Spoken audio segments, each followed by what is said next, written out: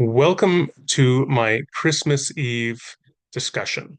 And this discussion is actually part two of my response to people who call me a liberal. I've linked part one below, a brief recap. In part one, I note that many people who call me a liberal are assuming that if a Christian draws upon any extra biblical resources in their formation and articulation of Christian doctrine, that is sufficient to make them a liberal because they're being influenced by their culture.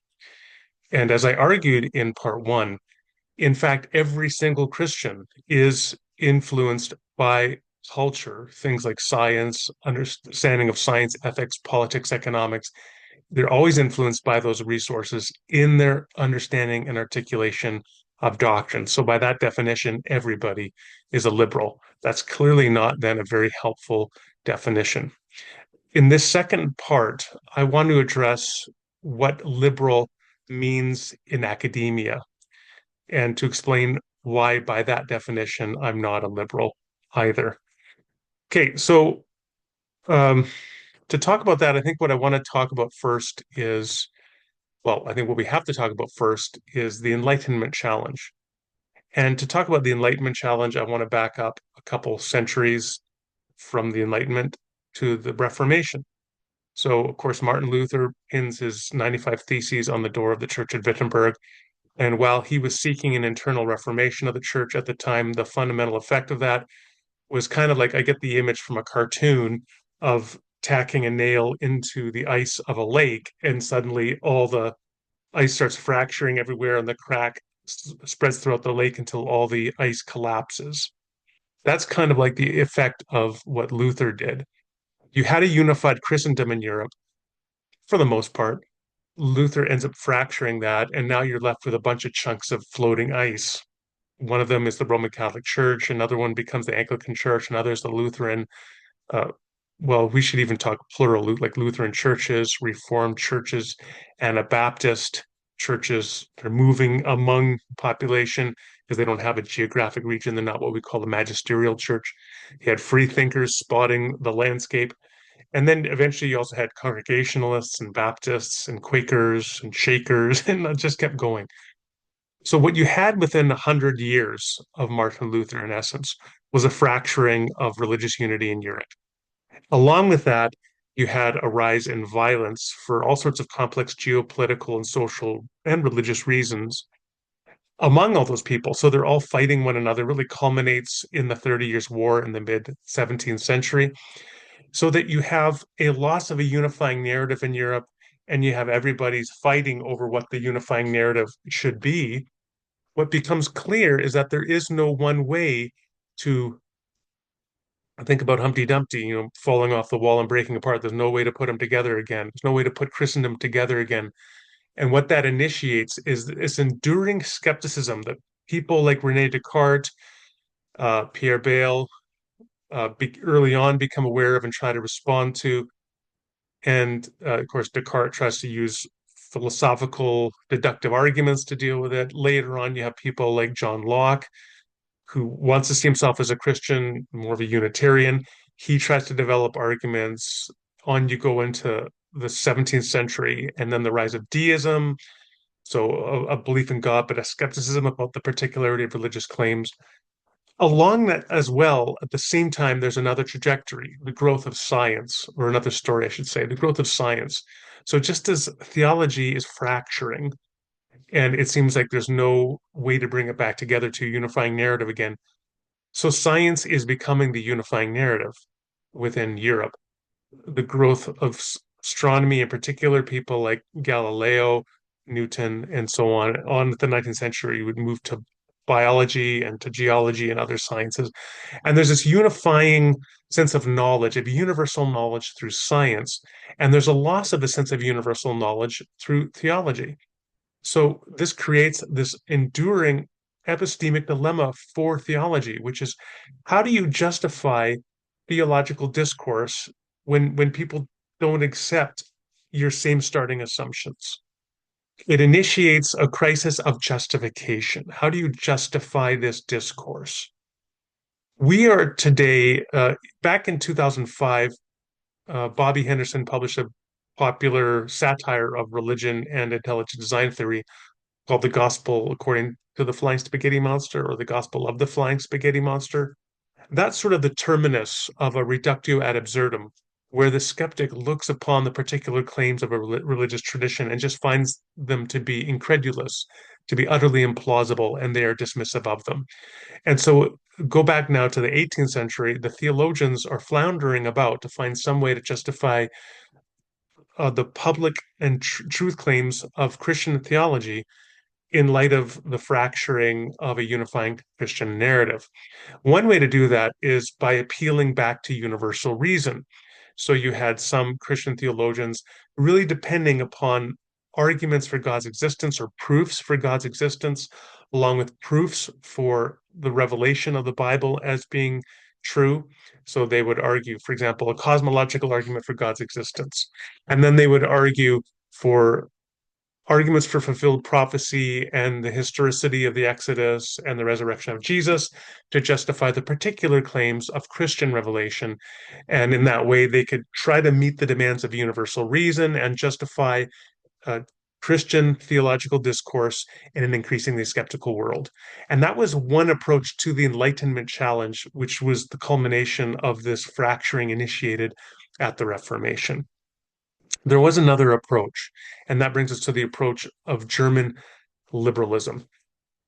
The approach of German liberalism, to understand it, we have to say there was another approach to universality. Rather than going through reason, one could go through ethics. Immanuel Kant famously tried to go through ethics with his argument for God from practical reason. Another approach, the approach of German liberalism, was to try to go through a universal sense of experience, an aesthetic. And this brings us to the theology of Friedrich Schleiermacher, who died in 1834. So his work was primarily done in the first 3 decades of the 19th century. And he was seeking to bring this defense, articulated defense of Christian theology to justify it to a skeptical world by appealing to universal reason. By the way, Schleiermacher, the name, means veil maker or maybe sleigh maker, which is kind of interesting because we're on Christmas Eve. And in fact, that's a great segue for me to talk about one of Schleiermacher's books, Christmas Eve. Before I talk about that, let me just give you the basic big idea of Schleiermacher. The basic big idea is that when we reflect on human existence, we understand there is this sense of absolute dependence that underlies all of human existence. And let me just give you an illustration, hopefully, of that sense of absolute dependence from a famous image. This is the famous image of the pale blue dot that was taken by Voyager, the space probe, back in 1990. At the prompting of Carl Sagan. So Voyager 1 was, I believe it was Voyager 1, was off past Saturn, and Sagan convinced NASA to expend energy to turn the cameras of the Voyager 1 space probe back to Earth and to take a photo. And so this image here in the center, this pale blue dot, is planet Earth. And when you look at that and you reflect on how liminal human existence is, how finite it is, how vulnerable it is, by meditating on this pale blue dot, perhaps I think you can get a sense for what Schleiermacher wanted us to really reflect on, the liminal sense of vulnerability, the human existence, the sense that there is an absolute dependence, that we are dependent upon something greater than ourselves. And he wanted to argue that that was a universal experience. And that actually brings us, in his view, to the heart of Christian theology. When we think about Christmas, when a Christian thinks about Christmas, they think about it, I assume, in large part that it is, from a religious perspective, it is about a theological claim that God the Son incarnated into the world through a virginal conception through Mary, and then was born, and then there are all these historical events and those ground doctrines. Well, Schleiermacher wrote a book called Christmas Eve, which you see right here, and because the internet is, it can be a wonderful place you can actually flip through the pages of the book because it's all been scanned. Quite fascinating. Your translator's preface. And then you can actually read what Schleiermacher's take on Christmas is. This book, in very quick summary, consists of two parts. And the first part is a girl talking about her experience of Christmas. And then the second part is a group of people talking about their own experience of Christmas. And what's really interesting in the book is that it's not Christmas, as Schleiermacher narrates it, is not so much about the historical doctrinal claims of an incarnate son, virginally conceived son of God, but rather it is about the aesthetic experience of Christmas, the joy, the hope that comes with Christmas, the way that the experience of the season knits us together. I kind of think if I was to give, maybe I don't know if this is a good analogy or not, but if I was to give a contemporary analogy to the kind of the gist of his book Christmas Eve, it would be The Grinch That Stole Christmas. In that book, um, and then later on in the animated film, the only religious symbol within the story is the star on top of the tree of the house that the Grinch goes into. But other than that, all the specific religious iconography is stripped away. Certainly, there's no reference to a virginally conceived son of God in The Grinch That Stole Christmas. And what really brings the town together is when the Grinch's heart grows two sizes and he goes down and he gives people all the gifts again and they all celebrate together with the Grinch. And what Christmas is about in How the Grinch Stole Christmas is this joy and this sense of unity, of community and sharing and hope that brings us together. And I think it's very similar when you read through Schleiermacher's account of Christmas.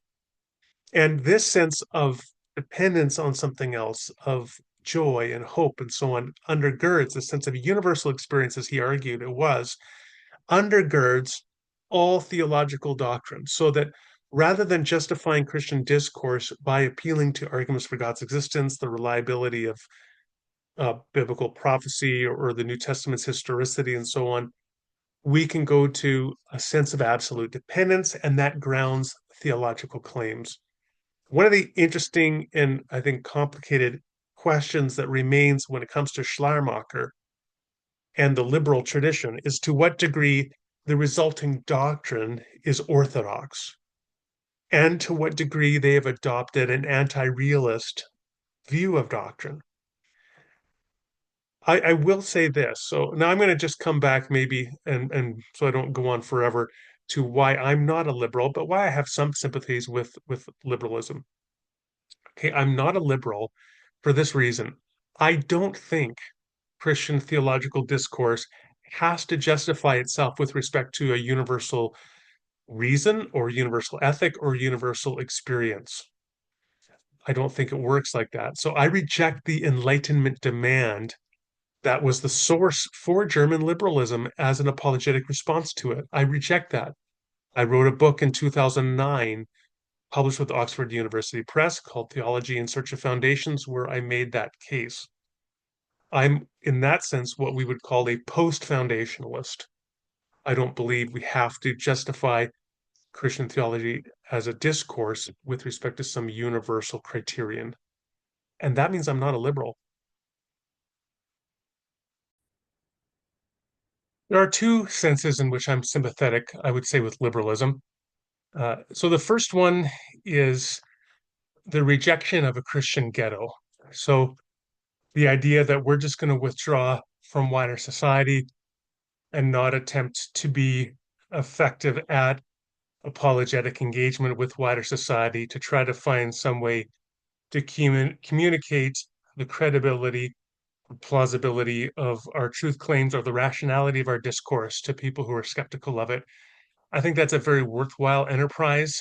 And the liberal is really committed to that public engagement and that search for a public religion and ways to engage with people outside of the Christian subculture. And that does protect us from ghettoizing, as, for example, you might find young earth creationists or various forms of fundamentalism that just withdraw from the wider society. It prevents the church from doing that. And I think it's very important and worthwhile. Another sense where I am sympathetic with liberalism is what I alluded to earlier, which is the underlying anti-realist dimension of it. Let me put it this way. To appreciate anti-realism, think about it in terms of science. When you think about a scientific theory, is the theory true? And a scientific theory that you currently hold to be true, is it true in fact? In other words, is it a correct description of the nature of reality? And I would say at least a couple things about that. The first thing I would say is, well, we know that it's effective at predicting phenomena, providing an overarching explanatory framework. And in that sense, to talk about its truth is really focused more on the function of the theory. Does it do what a good theory, an effective theory does? And if so, then to that extent, functionally or practically or pragmatically, we can talk about it being true. But in an absolute sense, is it a true description of reality such that reality is just what this theory says? And I think we need a fair amount of skepticism about that because scientific theories come and go. And even very well established scientific theories can be overturned in massive jolts that, of course, Thomas Kuhn famously described as paradigm shifts. For that reason, then, I think a balanced person could be, optimistic that a particular theory that they believe to be true is in fact a correct description of reality, but nonetheless say the most important sense in which it's true is that it functions as it should function. And I that is very similar, I think, in the mindset to the liberal approach to doctrine, such as the absolute dependence idea, is to say that doctrine orients us rightly to thinking about this universal sense of absolute dependence. Now, what I would just say is, for me, when I think about doctrine from that sort of liberal paradigm, for me, the biggest function of it is that Christian doctrine, rightly articulated, correctly orients you to the love of God and the love of neighbor, or the love of the absolute and the love of the person next door to you, literally and figuratively. And that if Christian theology, and to the extent that it does in fact orient you to increase your love of God and your love for your neighbor, and to move you from being self centered to other centered, then to that degree, that is effective functional theology, irrespective of whether it in fact has the true description of God, the incarnation, or the nature of God, whether God is three persons, etc. All of that is to say, not that I'm skeptical of major Christian creeds, such as I confess them in the Apostles' Creed, but rather I don't lose sleep over whether these are true descriptions ultimately, just as I don't lose sleep over whether a particular theory in science ultimately describes the nature of reality. What I do know in each case is that this is the best and most effective way to orient me to whatever the subject matter is, whether the subject matter is predicting phenomena in nature and explaining them within an overarching framework, or whether it is moving forward in my love of the absolute and my love of the neighbor in my midst. And in that sense, I'm sympathetic with the liberal project, although I'm not a liberal. And with that, I wish you a Merry Christmas and all the feelings that come with it.